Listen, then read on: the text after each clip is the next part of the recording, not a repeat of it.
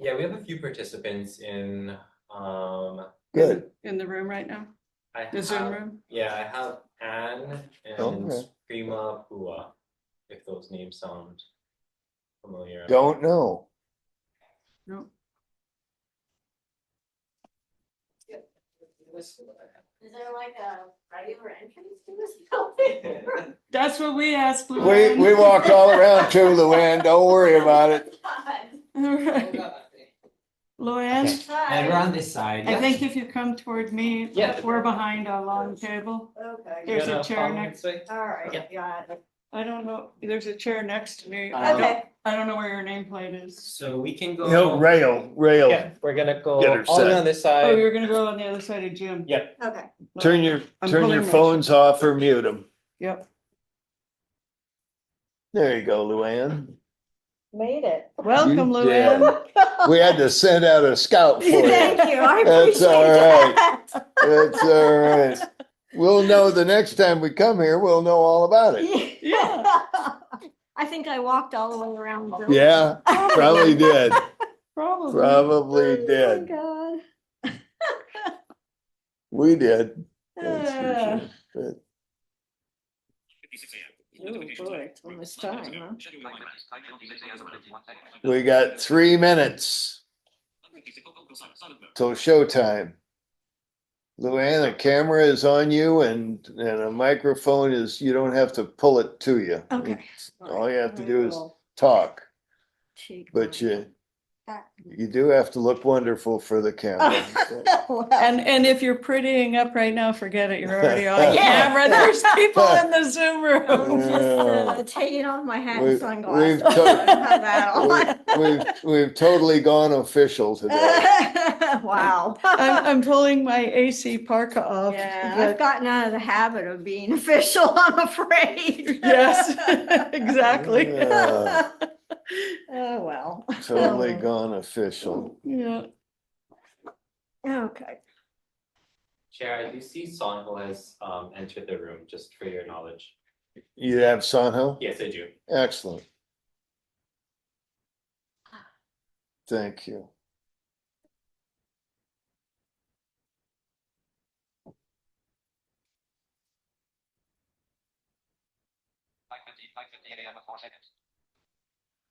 Two minutes, Ray. Correct. So just to let you all know, we did start the recording. Okay. Recording's on, room's open. So be careful what we say. Yeah. Is Cheryl in the Zoom room? No, not yet. Okay. Okay. Do any of you guys have her number? You can call her. I don't. I used to have a cell number. I don't know if I it's current. think It's I so do. long ago. I don't know. 9:58 a.m. Let me We'll see. still have a forum without her, but we'll keep an eye. Yeah, we have a quorum. Do you want me to try and call her? Current location. Yeah, if you, do you have her number? Well, I have a number from the past. I don't know if it's still current. Current. Let's see what I get. Back button. Search my card. Search field. Search field. Space. Tap B. Tap N. E. L. S. I. O. Search results. Cheryl Nelson. Call Cheryl Nelson. Cheryl message. Call. Video. May contact phone. 808 808. 545 iPhone. 808-545-7. Contact phone. 808 545 7560. 7560. That was the silk office, I Email. think, or her home number. I'm Email. calling her iPhone that I have. 808 545 75. Okay.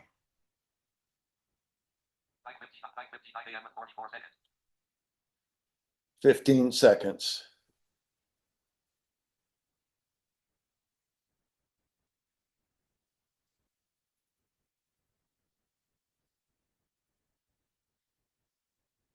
Nope. Nope, that number doesn't work. I'll try. Ready, her Ray? number. Yeah, ready when you are. Okay, everybody, we're going to get started here. James Gashel, I'm Vice Chair of the Statewide Elections Accessibility Needs Advisory Committee. I'm going to have some things to read to you as we begin, and then we'll get the meeting started. So this meeting is of the Statewide Elections Accessibility Needs Advisory Committee. And being called to order, it is 10 a.m. February 18, 2026. We're meeting at the, what's it called? DLNR Correct. conference room, which is a very fine room. And I would say of the years that we have existed, which has been about 4 years, I think, this is our first in-person meeting of the advisory committee, which is a wonderful thing. And I hope this becomes a trend. Yes. As we said, it's much easier to get here than it is to Pearl City. So for the Office of Elections. This meeting is being conducted in person, as I've indicated, and video conference and telephone. So, well, this would be for committee member Cheryl Nelson to have her camera on. So she should be reminded of that if she signs in. I'm going to call the roll, and I'll say first, pursuant to HRS section 92.3.5, please say your name, and for anyone who is remote, which will be Cheryl if she comes in, if anyone is with you. So we'll do the roll call and determination of a quorum. Catherine Keim, Present. Lou Ann Blake, Present. James Gashel is present, and Cheryl Nelson is absent. So 3 out of 4 positions current, we have a quorum. Pursuant to HRS section 92.3.7, this is a remote meeting using interactive conference technology. For members of the public, your microphone will be muted until you are called upon to testify. We'll take public testimony on our main agenda items today. One main agenda item today. If you do want to testify, click raise hand, which is under reactions, I think, on Zoom, or press *9 if you're on the telephone. Your microphone will be muted, so please unmute your microphone when you receive a notice to do so when we've recognized you. Clearly say your name, first and last name, so we have this for the record. Each testifier will have 3 minutes, and we'll ask you to wrap up your remarks and conclude at that point in time. If technical items arise, such as we can't hear or see you, for those who can see you, then we'll try to resolve that problem for a bit. But if it can't be, we'll have to move on to the next testifier if we can't fix the problem. So first, we've called the roll. That was our first agenda item. Second agenda item is approval of the minutes of December 10, 2025 meeting. It was provided as part of your meeting packet. Do I have a motion? Keim moves to approve. Katie Keim moves to approve. Do I have a second? Blake seconds. Blake seconds. All in favor signify by saying aye. Aye. Okay, the minutes are approved. Item 3 on the agenda is discussion of mail-in voting in terms of how mail-in voting contributes to election accessibility. That is really the purpose of this meeting. And let me kind of set the stage for what this meeting is all about. Mainly, it is to develop a public record that we can share with, well, frankly, anyone who cares, on the subject that I just indicated. Just for a little bit of background that might help in terms of our understanding of the issue.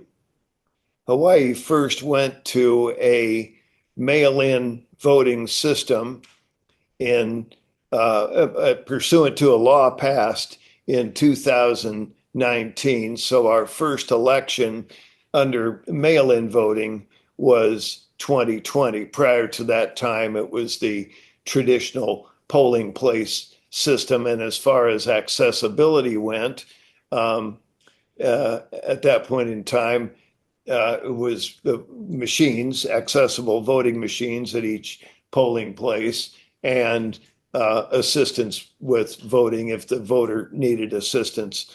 Excuse me. Then comes vote by mail. Well, this was a challenge for our state because of accessibility and the Help America Vote Act requirement that a person with a disability would have the right to vote privately and independently. And so the question is, how do you do this in a vote by mail system? Well, Hawaii didn't do a very good job of figuring that out in the 2020 election. We all received ballots, of course, but nobody knew how to get that marked and sent back and so forth in an accessible way. Of course, voter assistance is allowed, and so that method was used by many voters. But as far as it went, that was a challenge. 2022, we did much better. We had a law by that time that allowed for electronic ballot return, which was passed by the legislature in 2021 and is still in effect. And you have to walk before you can run. So 2022, we did have electronic ballot receipt of ballots and ballot return, and in the 2024 election as well. So we do have and the 2024 election was even a more streamlined and useful system. I think many people felt was quite a useful, accessible system to vote in 2024 and going forward. No system is perfect. But we have several options. Those options are indicated on the Office of Elections website under the Election Accessibility Needs Advisory Committee webpage. So we do have a variety of accessible options. In addition to, of course, you can vote by mail and have a person of your own choice assist within the restrictions of who's allowed to be an assistant under the law. So that's the way we do it here. Now, there has been a lot of discussion in the media and within our state about changes that some people feel should be made in the election system. This committee is convened for the purpose of knowing about and addressing accessibility needs. And so we do need to document for the state and the public what the accessibility needs are in the event that there are changes to be made at any point in the election system. Some things have been discussed. The Hawaii Elections Commission voted in the fall to ask the legislature, and they have asked the legislature, to return to same-day in-person voting. I think that request included that they should bear in mind accessibility needs, but I don't know beyond that. how much attention was given in the request to accessibility needs. What I do know is, because I sat in on a couple of those meetings, and 200 to 300 people testified at those meetings on Zoom regarding whether they agreed or disagreed with scrapping the vote by mail system. The overwhelming majority agreed to keep the vote by mail system, but very few talked in terms, well, let's put it this way. Many of the public talked in terms of accessibility, but the commission members did not. And so their request was made without a whole lot of thought about how return to in-person same-day voting might be accomplished while preserving accessibility for those who need it. So that's one point that gave rise to that request is pending with the legislature. The other thing that has happened in very recent times is that I think it was last week, the U.S. House of Representatives passed a bill called the SAVE Act, and it is now pending in the Senate. Obviously, nobody knows whether that bill would pass, but it could. And it may have implications for our voting system. We want to learn about that. And in addition, President Trump has urged he urges in very strong ways sometimes and urged that voter ID be required everywhere. And I think that means not just in registration, but also at the time of voting. And in reference to that, our law is that we don't require voter ID, and certainly don't when voting electronically. And in addition to that, our law says that the person who receives and returns an electronic ballot is required to be authenticated by a means that the state provides for electronic authentication, and they do. But the voter is not required to affix a signature to anything as a means of authentication. So we have electronic authentication without a signature or without a voter ID. So in light of that, it would seem that a law like the SAVE Act could have implications for how we vote in Hawaii. I would say that those are the things that come to my mind as potential challenges in this time of elections. And of course, we have not only the 2026 election coming up, but of course the presidential election in 2028 and beyond.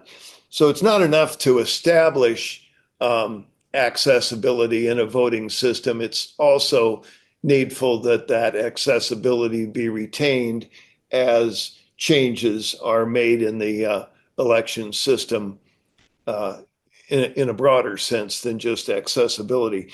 Now ask any member of the advisory committee if they'd like to say anything else to set the stage. We do have a panel of two people probably more knowledgeable than the three that are sitting here on this subject, but first ask any member of the advisory committee if you would like to address this subject to help set the stage. Katie Kime. Go ahead, Katie. At this point, I have none, Mr. Gaschel. Thank you for the Okay, opportunity. yeah, Luann? I would just say that federal law In particular, Title II of the ADA does require that voters with print disabilities be afforded an opportunity to vote by mail that's equal to the opportunity afforded to voters without disabilities. That means that we must be afforded the opportunity to vote by mail that's private and independent. So doing away with, vote by mail means that we have to go back to voting in person. And the barriers that voters with print disabilities encounter at the polling place. Being able to vote by mail means we can do it conveniently in a place that's convenient for us with the access technology that we use, that we're used to using. But going to the polling place means that we're dependent on the machines being set up and operating. It means that we're dependent on transportation to get there. I would say that we're not being, if that was the case, we would not be afforded the opportunity that's equal to voters without disabilities. Okay, thank you, Luann. And just a reminder, we have recruited a true election expert on our committee with Luann. Thank you for your recent appointment, Luann. Sure, happy to be Okay, here. good, thank you. Okay, now to the panel of two that we've assembled. I think we have both. Yes, we Good, have excellent. Sanho and Stephanie. Excellent. So we have Sanho Steele Lockhart from the National Federation of the Blind, Sanho Steele Lockhart. I'm going to let both of these people introduce them, and Stephanie Flint. And Stephanie, I don't think I know the organization that you are currently with, but you can tell us. And when you introduce yourself, both, please tell us just a little bit about you in regards to the topic of election accessibility. And if each one of you would take about 5 minutes, let's see, Sanho, I'll start with you and then let's go to Stephanie. Or if you guys want to reverse it, you can, but that's the way I thought of it. And we'll see if we have any questions, and then we'll proceed with the public testimony. Go ahead, Sanho. All right, and it let me unmute. Good. It is currently a thunderstorm here in Michigan, and so I will say my internet has been a bit spotty. It wasn't allowing me to turn on my camera earlier without dropping calls. If that ends up being a problem for you, let me know and I'll go ahead and call in using the phone number provided. But hello, everyone. I'm Sanho Steele Lashar, he, him, legal program coordinator at the National Federation of the Blind, and I do the majority of our voting rights work. Specifically, I do our federal voting rights work, and then we have someone else who works on the affiliate level normally. He is out of the office this week. He was not able to be with you, but I would like to think that you are in good hands. And I wonder, Jim, would you like me to keep talking now or go ahead? I just want you to go right ahead, Sanho. Okay, all right. Well, Jim did such a great job laying the foundation for what it is that we're talking about today. I think the first couple of notes that I would offer would be, A, this is very complicated because there are 3 iterations of the SAVE Act. There's the 2025 version, there's the House version, there's the Senate version. Then separately, there's a SAVE program, which we're not going to dive into right now. Let's look specifically at the House passed version of the SAVE Act now, which is chambered in the Senate. So this version of the SAVE Act, it is not explicitly about mail-in voting. It is about registration. So this is what we would call an upstream problem, meaning that the bottleneck is not necessarily at the polling place or whether or not you could go ahead and vote from your home. The bottleneck is far before that, and then also throughout the entire voting process. The SAVE Act that has been passed by the House, it would require that someone use photo ID, passport, etc., to be able to register to vote. all documentation must be current. All documentation must have an expiration date. All documentation must have the name matching across all other pieces of documentation. Where this becomes a problem, specifically for our community, is that, first of all, you must be able to have those physical documents to be able to submit in order to register.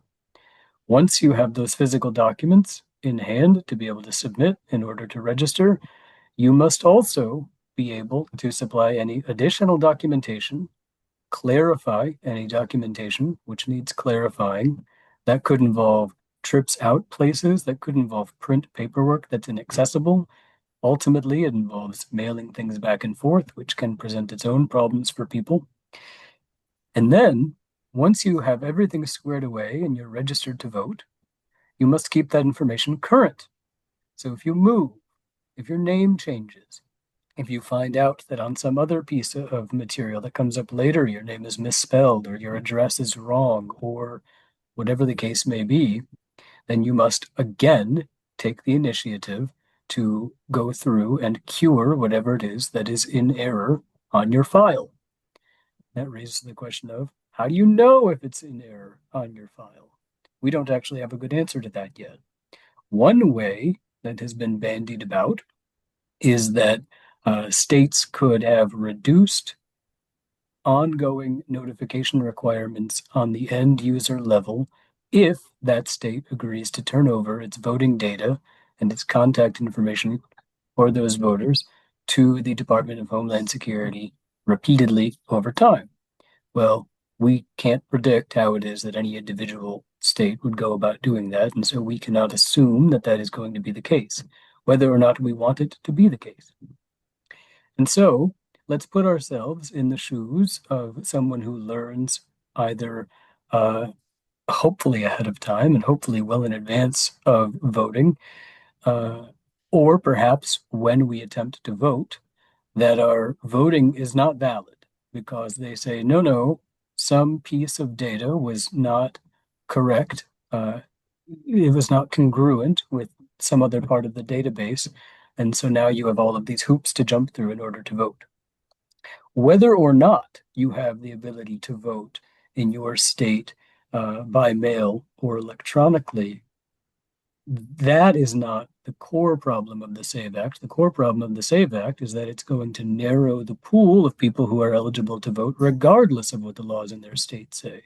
So, in other words, if currently the circle of people who are eligible to vote by mail in their state is X, whatever X is, but then the SAVE Act goes into effect and it curtails in 5 or 10 or 15 different ways how it is that a person would both register and then maintain their registration for eligibility to vote by mail. Well, now you have X minus however many people are affected by that barrier or those confluence of barriers. And so does the SAVE Act immediately clip the wings of mail-in voting or remote voting? No, but the net effect is disparate impact for the exact people who need it, where we are closing that circle and we are narrowing that circle such that the overall scope of people who are eligible to vote in an accessible way gets smaller and smaller and smaller. I'm happy to take questions, but I think that moves us forward a little bit. Son, thank you very much. And it prompts me to say, and I may need a little help from the Office of Election staff who are here, but as regards voter registration, Hawaii has online voter registration and, of course, in person, and we register in a variety of ways at the time of getting a driver's license or a state ID, and maybe even registering with vocational rehabilitation. I'm not sure. Do we do that? Yes, there are several agencies that you can register to vote through as well. So you're correct, online through the paper application, the driver's license or state ID, and through several agencies. And relative to what Sanho has reported, at the time of registration, is it necessary to have an ID? The application does require that you provide your Hawaii driver's license or state ID number. In the case that you don't have either, you can provide the last four of your social. Okay. And actually, that's what I thought. And there's no birth certificate requirement or anything like that. Is that correct? That is correct. There's Okay. no requirement for birth Okay. certificate. Okay. All right. Thank you very much, Sanu. I'm going to move to Stephanie. Stephanie, would you introduce yourself and the organization you're with, and let's hear what you have to say on the subject. Yeah, thanks so much, Jim. Hi, everybody. My name is Stephanie Flint McAben. I am NDR, the National Disability Rights Network, NDRN's public policy analyst. The National Disability Rights Network is the membership association for all protection and advocacy agencies. So, for example, the Hawaii Disability Law Center is a part of that. So they are Hawaii's protection and advocacy system. So I get the joy of making things even more complicated by following up on Sanho's explanations. To Sanho's point, there's definitely been a lot of misinformation that's been circulating around in the media about how this is going to affect individuals. So thank you so much for clarifying that we are pretty much talking about registering to vote here, not necessarily voting itself. I will come back to that in a second. But I did want to flag that there are three bills, two of which have been introduced in the past couple of weeks, that have the Save America Voter Eligibility Act or SAVE Act provisions in them.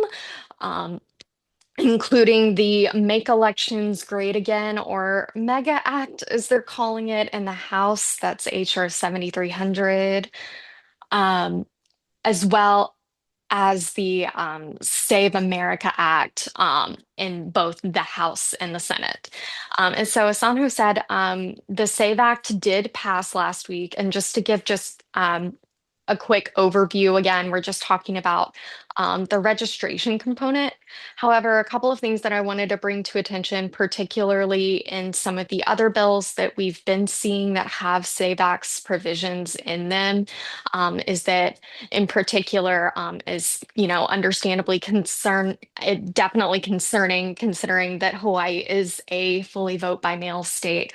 But one thing, a couple of the provisions in the Make Elections Great Again Act that was introduced in the House are in that particular piece of legislation where individuals may be criminalized for assisting disabled voters or other voters who may need assistance during the vote by mail process. So definitely something that, we're of course continuing to keep an eye on. Sanho did a really good job at kind of talking through, what these bills do, but would love to kind of talk through a little bit of the state of play, at least what we're seeing on the ground.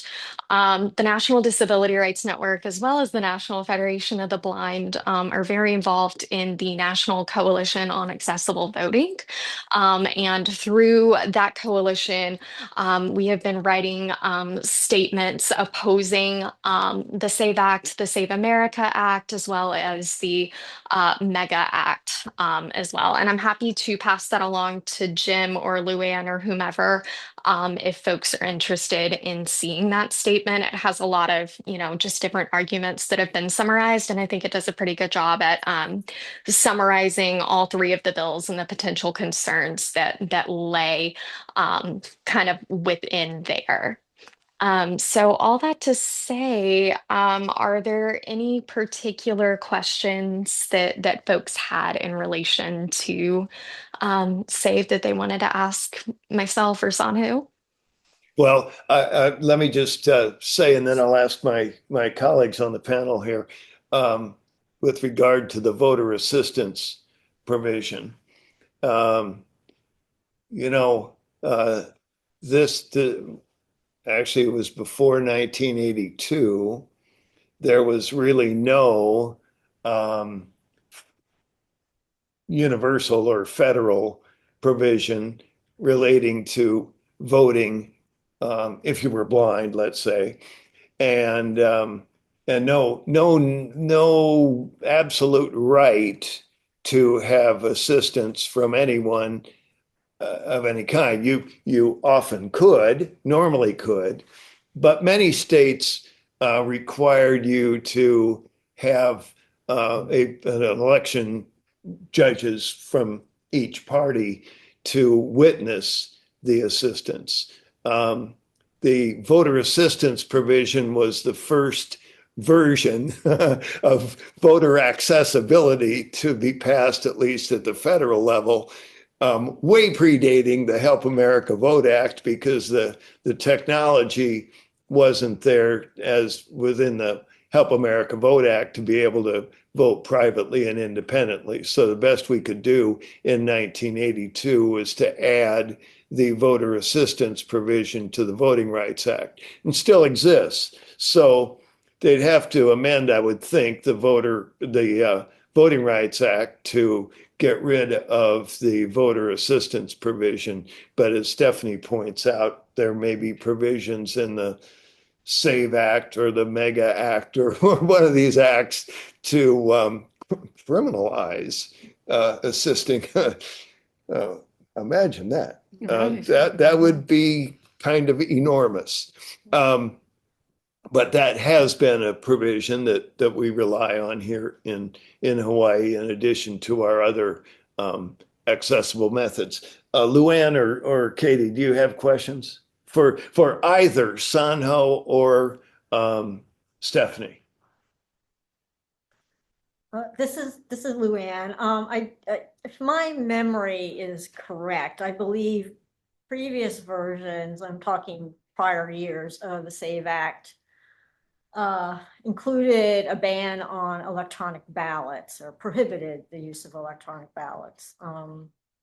I'm wondering, it sounds like the current version of the SAVE Act may not include that, but I'm wondering, since there's the MEGA Act, I'm wondering if that bill addresses electronic ballots, for Ocala voters, military and overseas voters, or voters with print disabilities, by any chance? Oh, no. Yeah, this is Sanho, did you want to answer? I'll leave it to you. Oh, okay. Well, this is Stephanie. Thank you so much, Luann, for the question. And Sanho, feel free to fill in anything if I miss anything. But I think that what you're referring to is the For the People Act that had the electronic ballot return stuff components in it. So I'm not totally, I can say that the SAVE Act, at least in its current form, and all of the other acts and bills and all the things do not have anything, at least that I've seen, regarding electronic ballot return. But again, happy to yield to Sanho if there's something that I'm missing here.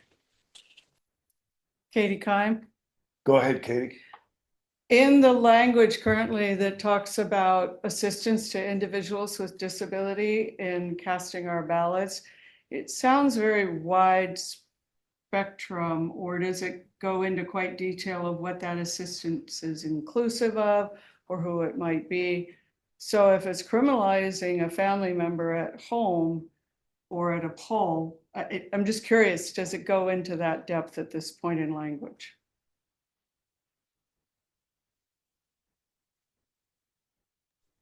Sorry, my Maybe technology doesn't like me, so I was trying to unmute. Go ahead. I'm sorry, Yeah, Sanho. go ahead. I was going to say, I think that's a question for Stephanie. It's for either of you, but Either one. Yeah, either one. Thank you. Okay, great. I'm now unmuted. Yeah, so regarding that question, the language doesn't really get specific, and quite frankly, I don't even know how, because if we are allowing for mail, I don't even know how mail-in registration would work, much less how they could oversee individuals mailing in their ballots as Right. opposed to dropping, obviously, there is a witness if you go and vote in person, or if you do, turn in your ballot at the clerk's office, et cetera, et cetera. But yeah, I have not seen any in-depth language, so I have no idea what it would look like. And, kind of hard to say what a lot of this would look like in practice, honestly, just based on observations and the safeguards we already have in place. Thank you. Oh, no. Go ahead, Sanho. So I wanted to pivot back for a second to Luann's question. The language that I've seen does not ban electronic voting. However, it would ban, the mega bill would ban universal mail-in voting, and it would ban standing mail-in voting. You would need to submit a specific request.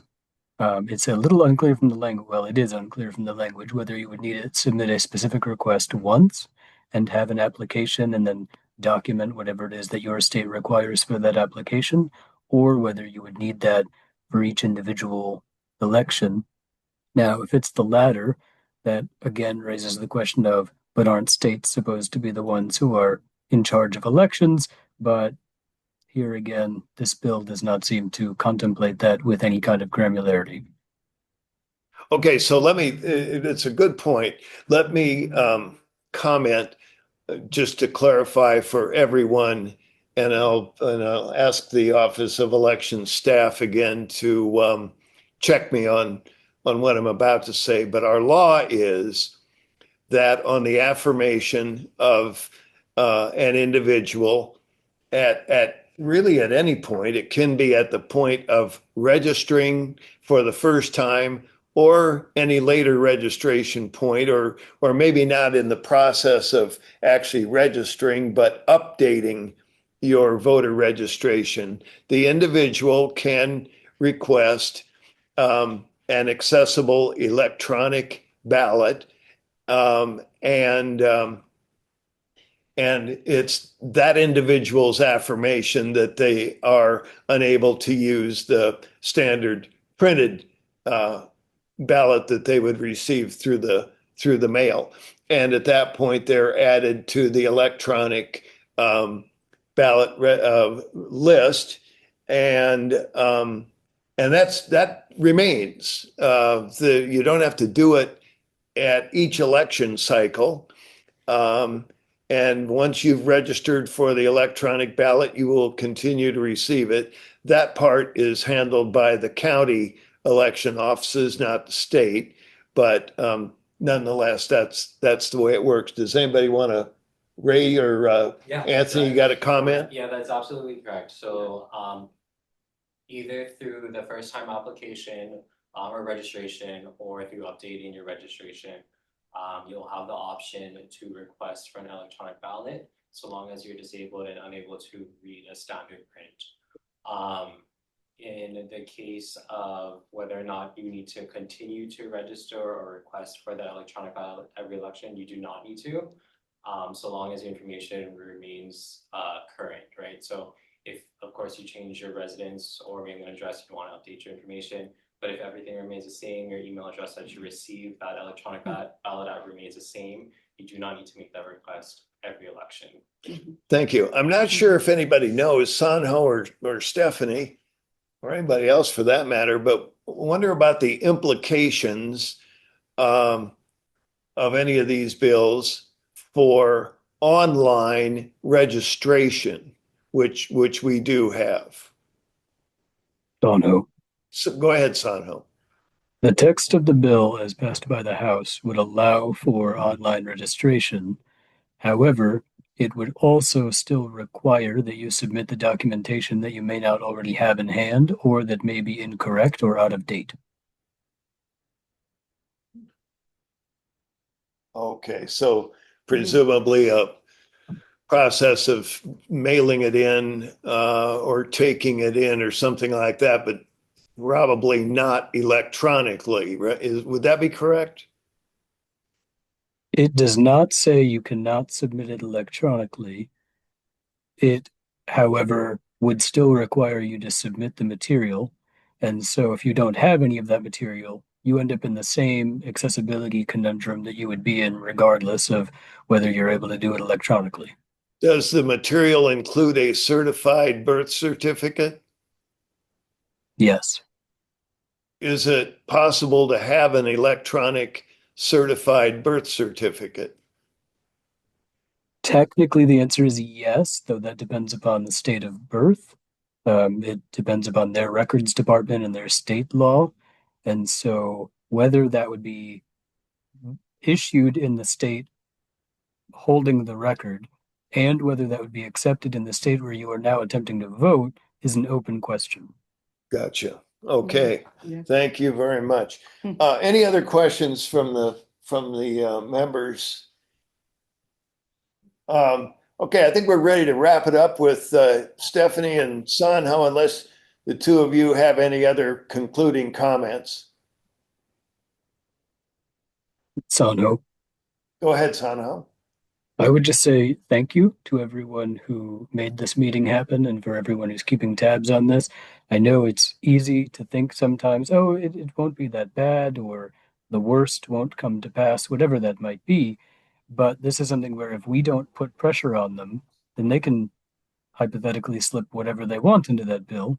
And so the more we keep our ear to the ground to make sure that we are staying apprised and putting pressure where pressure needs to be, the better. That way we're out in front of everything and we're not trying to clean it up after the fact. So thank you all for being here and for caring. Thank Yeah, you very much. absolutely. Thank Go you ahead. all. Go ahead. Thank you.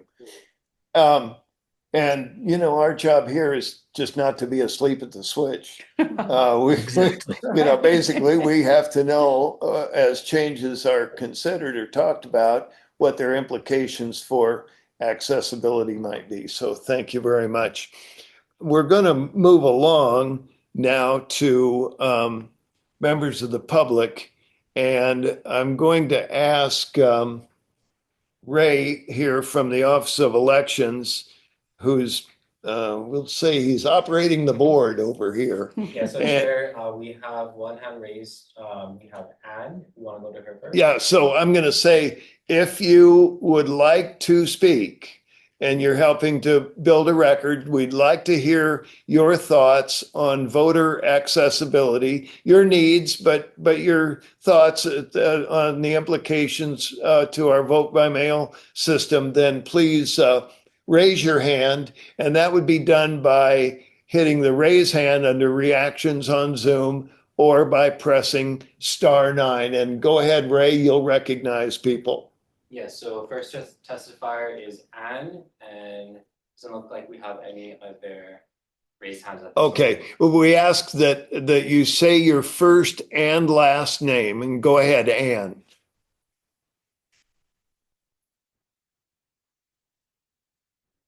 Hello. Can you all hear me? Yes. Okay. I'm Ann De Silva Williams, and I prior to having my married name, I was Ann Lemke. So I think my passport might still say Ann Lemke, not sure. Anyway, point being, I'm blind. I have voted in elections under every sort of voting condition that a blind person can probably face since I think the first national election I voted in was 1972. And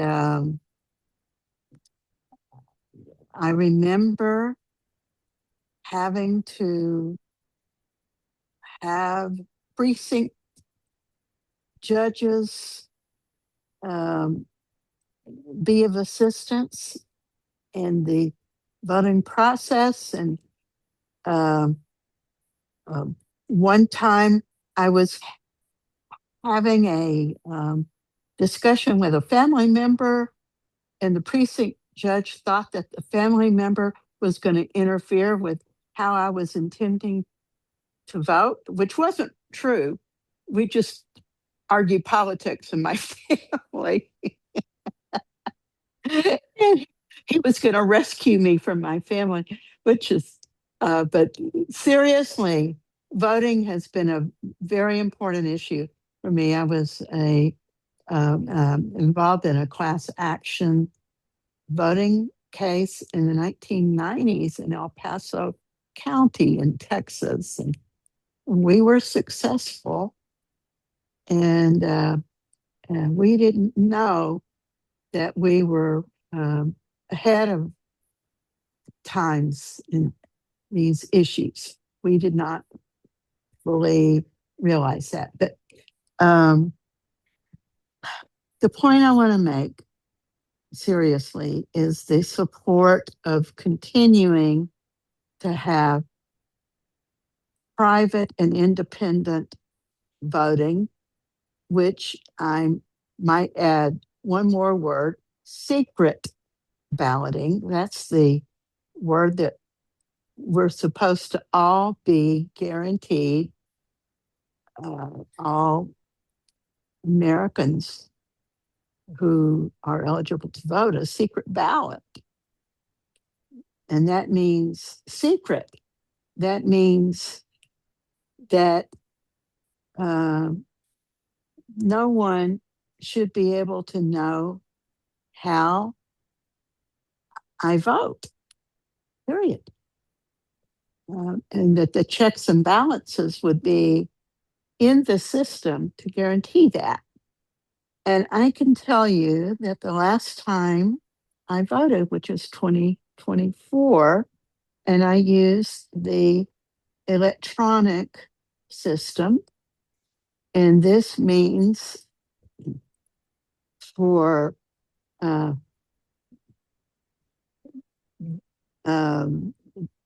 reviewing, for registering, doing all parts of the process, but for ballot tracking, ballot review, ballot submission, and ballot tracking. And well, I should say initially item selection, and then review, and then submission, and then tracking.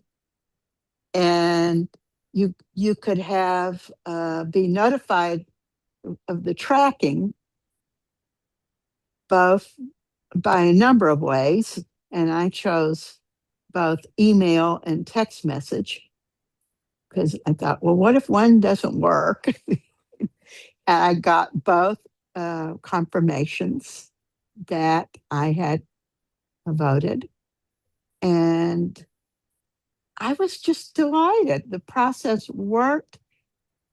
Not even my guide dog,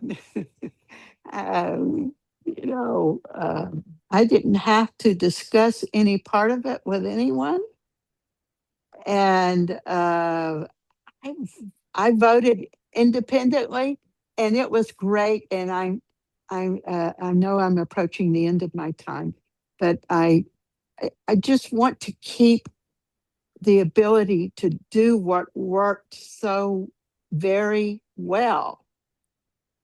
I just don't think that losing ground is a good idea. And I wish that the people who are against our rights would take the time to talk to us and listen to us.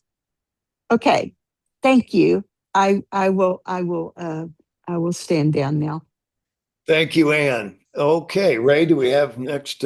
Yes, the next testifier is Emily Wilkinson. Emily Wilkinson, please proceed. Aloha, everyone. This is Emily Wilkinson. I'm with the Hawaii Disability Rights Center. And I'm just curious, Stephanie was mentioning she was going to be putting out the bill for us to have a copy to look over. So I would like to have a copy of that bill, if possible. So that's all I'm mentioning. Is Stephanie still on? No, she and Are both off? left. Yes. Okay, then please make note, if you could, Ray, that we'll need to track down that bill. Okay. I believe they referred to 3 of them that we should get. And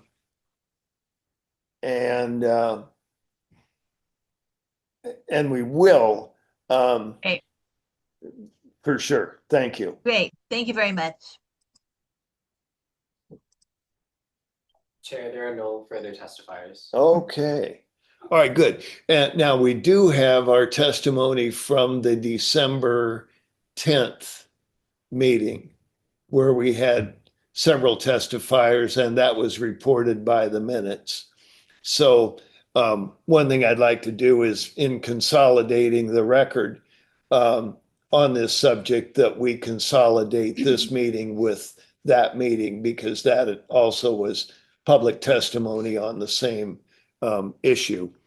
I don't know if I need a motion on this. You guys can tell me if I do, but what I'd like to do is request that the staff prepare and assemble a report of the December 10th meeting, relevant points having to do with vote by mail, and this meeting having exclusively to do with vote by mail, and prepare these in one report, not as minutes, but suitable for distribution to the public, to rest of the Office of Elections, to the county elections divisions, and members of the legislature, and share that report with the members of the committee so we can consider it at our next meeting and potentially adopt it if we like it or otherwise amend it. Is that clear? Clear, yes. Good, excellent, thank you. This is over and beyond the minutes of this meeting or the previous meeting. So just so you're clear on that. Anybody on the committee want to add to that? Okay, good. All right. Now, and that brings up next meeting. We talked a little bit about this offline, having considered maybe mid-April. Remember, this is the election year, so consistent with what we did in 2024, where we had a greater frequency of meetings. You know, the elections, well, we have election in August for the primary, and then the general election November 3rd. So we should think about our meeting patterns coming up, but we have maybe potentially April. I would kind of suggest, just in, not to set these dates now, but I'm thinking out loud. April, mid-April, maybe mid-July,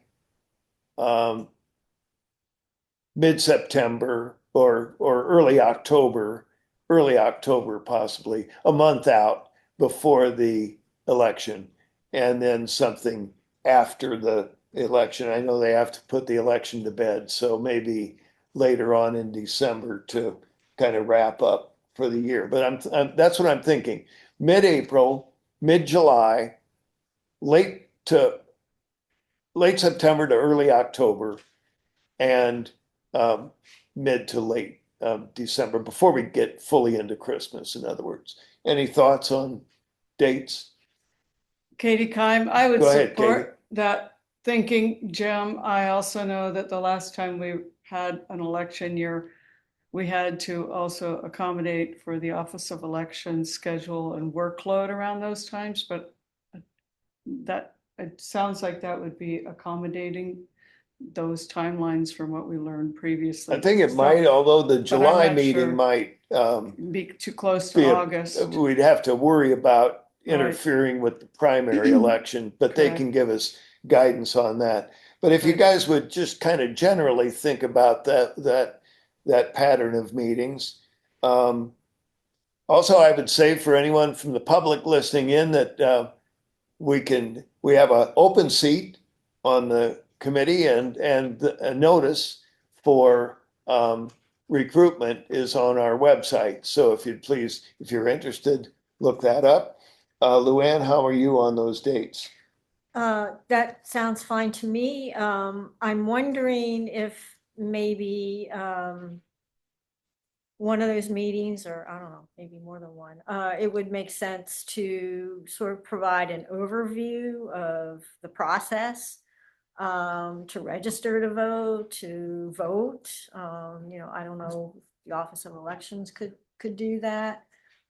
Just to kind of, something similar to what I think they recently did at LBPD.